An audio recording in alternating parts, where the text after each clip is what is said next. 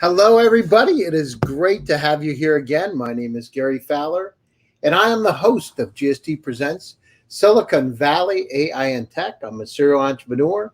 I've done 17 companies. I was on the original management team of Click Software that was sold to Salesforce for $1.35 billion a little over 3 years ago, and also Eva.ai, an AI HR tech company. Love artificial intelligence. I've done 17 companies. Been involved in a bit in quantum computing also. I am the CEO, president of GSD, Get Shit Done Venture Studios, a premier AI and quantum venture studio. And it's great to have you here again for the second edition this week of GSD Presents. So it is with great pleasure that I have Arthur Bavelas, who is a family office founder and entrepreneur, an exciting, dynamic person that's going to talk to us today about AI and how family offices are supporting artificial intelligence. And straight to you, I believe, from New York City, Arthur.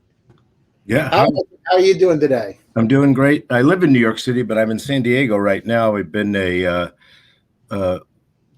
think they labeled it a COVID vagabond. Been traveling quite a bit since May, but happy to be here with you, Gary. Yeah. No, I'm in this same situation. Actually, I was just out in California in the Valley, and it's still a little bit locked down. So I came back to Palm Beach. So Don't blame me. Kind of here to be spread the wings out a little. But it's great to have you here today. And I wanted to just talk a little bit about your background. I know we talked off air about being Greek. Were you born in Greece or? No. Thank you for asking.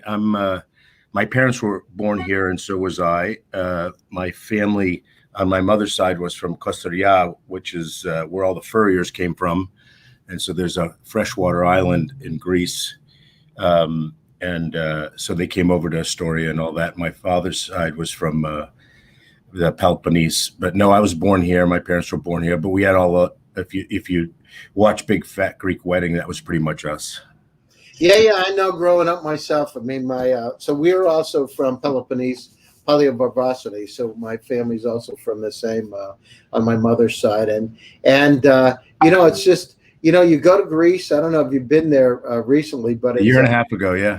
It's I was there when the crisis happened a few years ago, and I happened to come on January 1st. So it was one of the rare times that it snows in Greece, near Athens, and no Greeks were out. Right. I came to Greece, right?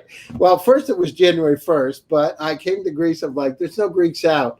And I'm sitting at the bottom of the Acropolis all by myself thinking, this can't be real. I'm dreaming. And I go into a Greek restaurant close to the Acropolis, a fantastic dinner, but nobody but me. Oh, wow. Yeah. That's the best service you can imagine. More olives and feta and everything else. It snowed this year, the Acropolis. I had friends send me pictures there where it was blizzard. Yeah, I mean, it was an amazing situation because one thing about being in Greece with snow, Greeks don't have snow tires. I didn't see. It was quite interesting. Yeah, it's a bad idea. Bad idea. So, yeah, no, that's incredible. So they came over here, and did you go to university here, or where did you study? Yeah, my father's family came into Chicopee, Mass, and they worked for on the river there at a paper mill, and then they got recruited to a little town in New Hampshire. 500 people then and 500 people now, and I was born in the middle of nowhere in Peterborough, New Hampshire, and moved to Western Mass, Springfield, Longmeadow area, and then went to school there for a little while, and then moved to suburban Philadelphia, went to school there a little while, and basically brought up my kids in Villanova outside of Philadelphia, which is where I sold the first two companies that I patched together with duct tape and bubblegum. And they weren't AI, but they were software as a service, but we didn't even know what that was then. So yeah, we had a really nice suburban Philadelphia, Villanova lifestyle to bring up the kids. I have 3 adult children that right away moved to New York City. 2 of them have left since COVID, but yeah, it was a wonderful, wonderful place to bring up children. Yeah, and I went to school down in Philadelphia, and I remember Bryn Mawr and Villanova and that area. And I'm originally a Greek side of us immigrated to the middle of Pennsylvania. Once one Greek would come in, they tell their cousins and everybody else, and all of a sudden you have a Greek community. Yeah, I passed over it, but when my father's father got recruited to the paper mill in Bennington, New Hampshire, everybody knows Bennington, Vermont. They bought every house on the street, all the uncles except for one. And to this day, it's called Greek Alley. There's no more Greeks there, but they renamed it. There was, I think, 7 houses on the street, and they bought them all. And so it's exactly what you said. They just went right and gravitated together. Yeah, it was amazing. I remember growing up, we would have these Greek events and at the church, and they rented a fire hall, and they had this thing called a HEPA and parties, and I had we were dancing around in circles with a handkerchief. I remember it was HEPA, I actually know what it means. It's HEPA is American Hellenic Educational Progressive Association. Huh, interesting. I get good at the HEPA and did a lot of dancing. Anyhow, so let's talk about, in terms of family offices today, one of the things, Arthur, that I'm seeing around the world is the family offices are taking a much more active role in terms of investing, like the second and third generation of this multi-generational wealth. Literally across the board. I mean, is that just me, or is that are they becoming more active, or what's happening?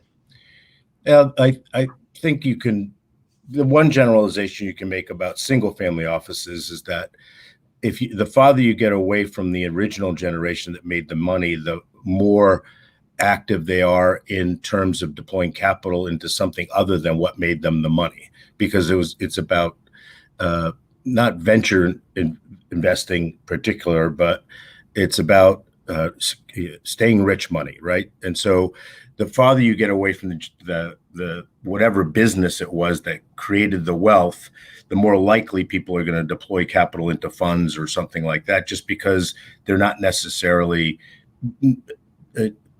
have the domain expertise that the father or the mother did that made the money. Not only that, they are not necessarily in business. They're just legacy money, right?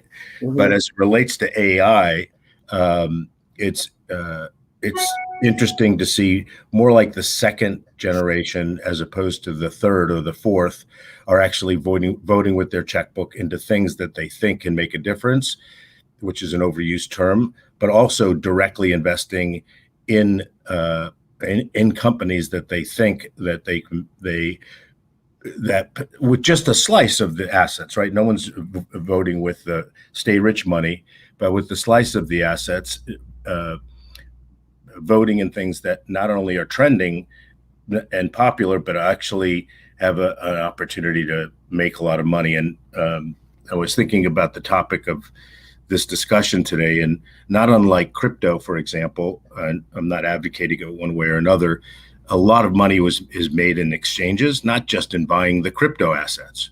And mm-hmm. So the utilities in between, there was, Mike Novogratz made a lot of money, but people don't realize it wasn't just buying crypto. It was, David Namdar deciding that he was going to put the money into things that or utilities for crypto. And that's where the money was made, the exchanges and so forth. And I think that's, if I could offer a trend that I'm seeing in family offices deploying capital into AI assets, it's that sort of thing where there's a family office in Boston.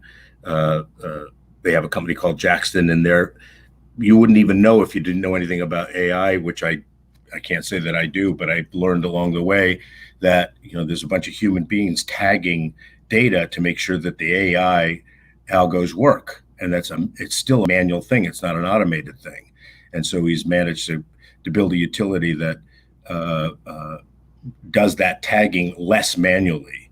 I think one of our good friends is on the call today that is using this sort of thing and deploying capital in veteran-owned companies that are cybersecurity and security and that sort of. And so they're deploying capital directly into companies that they can understand if they're the second or third generation, even though it was not their domain expertise. And they're investing in funds where they just don't have the expertise, but they see the opportunity to leverage it. And it's not just about money; it's about national security and that sort of thing. No, I agree with you. I've been I'm a psychologist originally, so I've always been fascinated by the processes in the brain, and I got into Ops 5 and Lisp 20 some years ago. So the basically the fundamental layer of AI.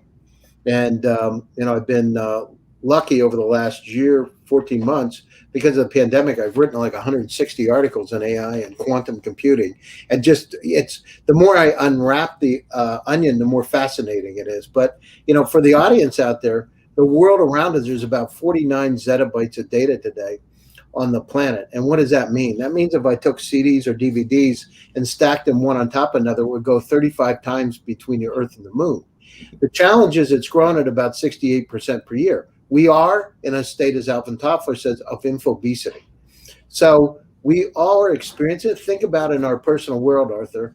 Each one of us has about 300,000 items in our personal cloud. The entire web in 1996 was 257,000 websites. You, Arthur, have more information in your personal cloud, the entire web. And that number doubles within 5 years, we're going to have 10 million items. So think about how many times in the last 2 weeks has somebody said, Arthur, did you get the message I sent? Where did you send it? I sent it to your email. Which one? Yeah. Then when did you send it? A week and a half ago. Can you resend it? We can't even deal with the data that's around us. We're in another state of infobesity. So having these tools, not smart but intelligent assistants, are going to allow us to make sense of our world. I believe that there are going to be two classes of people: the people who understand the data and people don't. And we're going to have these intelligent assistants that are kind of like guardian angels, that like our grandparents, like our yayas out there, that can go out and look out for our best interest so that we do the right kind of things, and also makes decisions for us because they understand what the kind of things we want and the kind of things, more importantly, that we need. And across the board, from healthcare to supply chain, you name it. So we'll have smart pills in our systems that will allow us to be able to make decisions. It's time to go to the doctor. Oh, by the way, let us kill that bad cell, and do it. So that's where we are. And people don't really realize how fast things are changing with quantum computers coming on board, which could be 100 million times faster than a supercomputer. To put it in perspective, quantum computers today can process what would take 10,000 years on the fastest supercomputer in 200 seconds. That's how fast we're talking about. Yeah, wasn't it last year, right in the middle of COVID, didn't Google have a breakthrough with regard to quantum computing? That's what I just quoted you. Yeah. Yeah. And then here's the challenge, right? So the nefarious characters that are out there today, there are groups, rogue nations that do have access to quantum computers. Now, you wonder why all these ransomware attacks are taking place. So look at it. If you take artificial intelligence, quantum computers, you can figure out things very quickly. In fact, Arthur, by as early as 2022, Bitcoin will be able to be cracked with quantum computers between 2022 and 2027. That's how fast. And then, think about how many opportunities for the good that these quantum computers and artificial intelligence have. So this is like the dawn of the 20th century. It's like, here we are, Nikola Tesla, all of a sudden alternating current. Our fundamental lives are going to change over the next 30 years. And, it's funny. I talk to MIT professors at Harvard and people all over the world. They have the same problem with infobesity. We need to develop these systems. And, one of the things I've been doing over the last few years is to look at it. So family offices, and investors, they need to understand that this is a critical problem today. And this is the opportunity of a lifetime to invest. I think that there's, a fair amount of intelligence around deploying capital in this. It's not that, the prior generation, the current generation is educating the prior generation, and they're not just saying, oh, I don't know how to type, or I don't know how to use a phone. So they've been forced into it. But the two things that you said are just not the only things that are interesting, but we've talked about the fire hose of data. It's great that we have Google and we can Google anything, but there's a bunch of useless nonsense and fake news and all that business, and it's hard to discern between real and not real. And so that is a big challenge. And I think that there's opportunity not only to invest but do good and make money and that sort of thing, like parsing the good from the bad or the real from the not real, although I'm not quite sure how that's going to work. And then the quantum computing thing, I mean, look what happened to the hackers in Russia yesterday. They shut down and nobody knows why, whether it was our cybersecurity experts. And, we don't know what's really going on in Russia and China. They may have already figured all this out. And when you talk about cracking Bitcoin, do you really mean that they're going to crack the blockchain and be able to, reverse engineer and figure out the keys, and so people can steal the value of the Bitcoin? Or is that what you were mentioning? Yeah, potentially. Yeah, potentially. I thought that's the challenge. I mean, when you have this incredible amount of speed, and by the way, the one that's 100 million times faster than a supercomputer is not the fastest. I'm just telling you where that's not the breakthrough, right? The breakthroughs are 10 times faster than that. So, but what I'm saying is these are some of the areas. Think about cybersecurity, right? And again, I'm a country boy. I grew up in Pennsylvania on a farm. So keep it simple, stupid. If you look at it today, what's the problem? The problem is we're having these cybersecurity attacks. And by the way, the former chief security officer, Apple's on our board. So we have these discussions a couple of times a week. And one of the things we talk about is the problem that we have is we need to take an entirely different approach. If we need to look at decentralized approaches to cybersecurity and things like secret sharing. So you can't hit what you can't see. And so these new evolving technologies are going to have to come out because, listen, all the security that 90% of the security systems that we have in place around the world are vulnerable. I mean, unless you unplug completely from the internet, it just, there's no option. So, right, the whole air gap thing, right? Yeah. You should definitely, since you're in Palm Beach, do you know Hamlet Yosef from No. Capital? No. So Hamlet's there. I'll make sure you talk to him. Hamlet Yosef, yeah. One of the things that I've experienced since COVID is, even though I knew these folks prior, is there's nowhere for me to hide because I've got a dozen ex-agency CIA friends now, and they've all looked under my hood, and so at least I can have, that they're still willing to have cocktails with me. So I must have not done anything too wrong in my past, but they're really making some progress.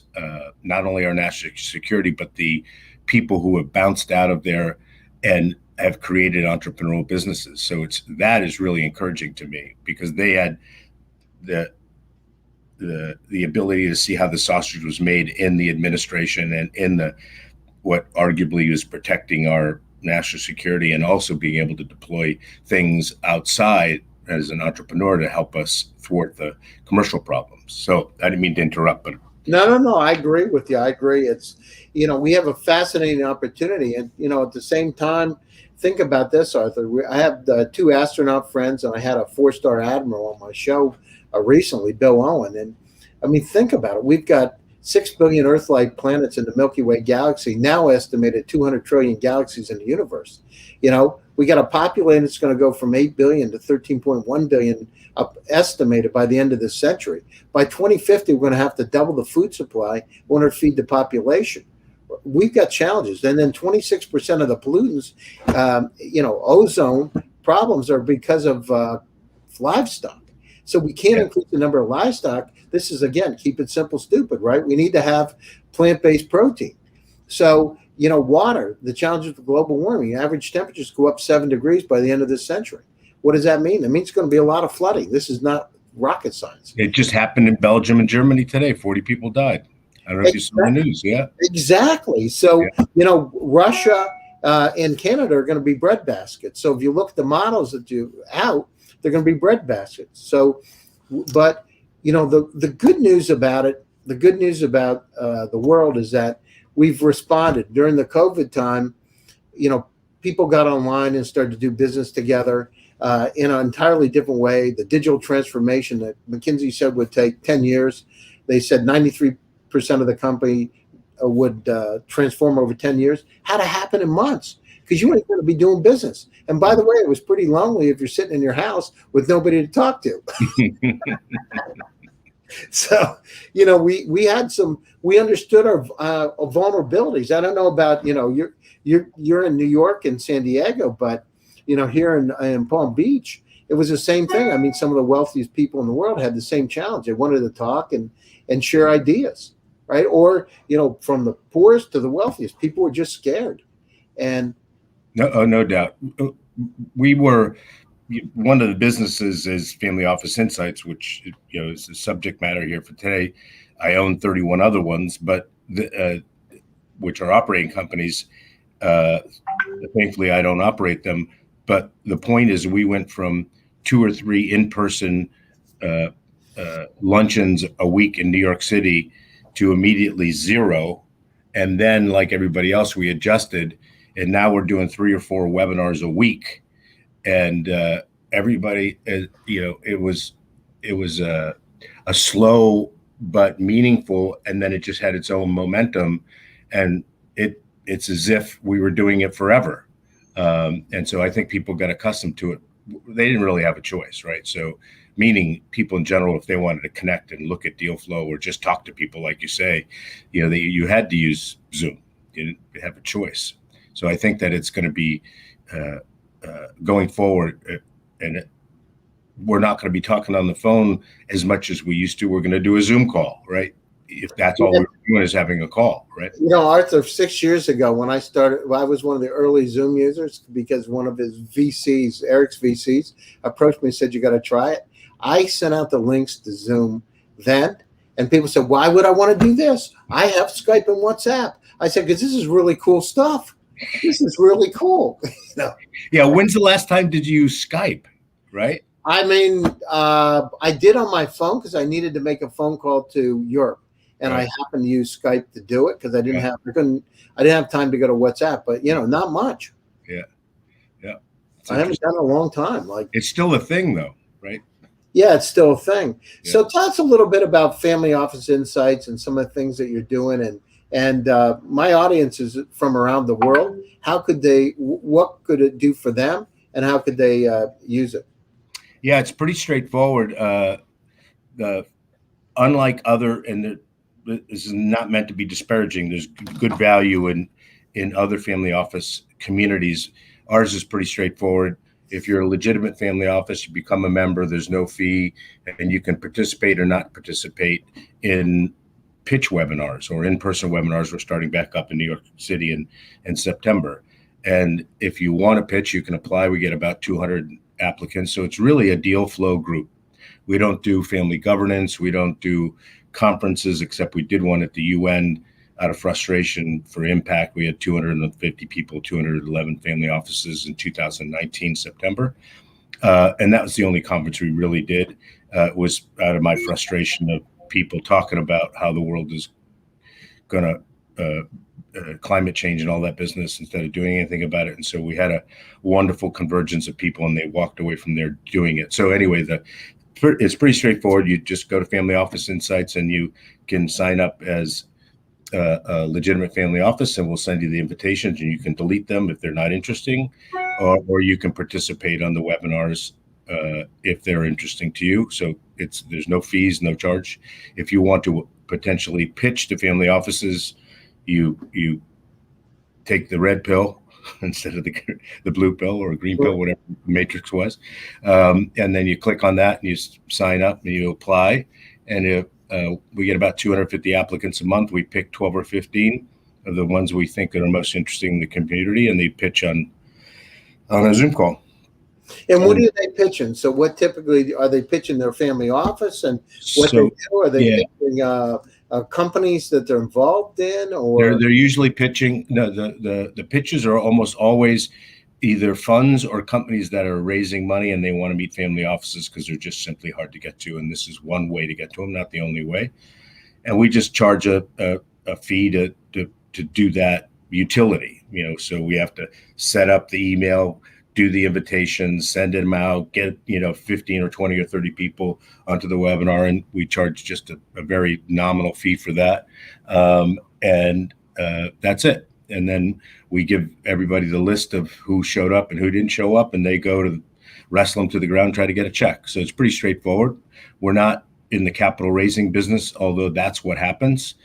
To just say it loud and clear for the record, we're not a broker dealer. We're not getting a success fee. We're just creating a nexus of connectivity to hard to get to people that, because the cohort is so large, there's 5,000 family offices that are members and 22,000 subscribers, we just publish a Q&A from time to time, 2 or 3 times actually a week. So the cohort's so large that when somebody comes on and they qualify and they pitch, there's going to 15 or 30 people that come that are authentically interested.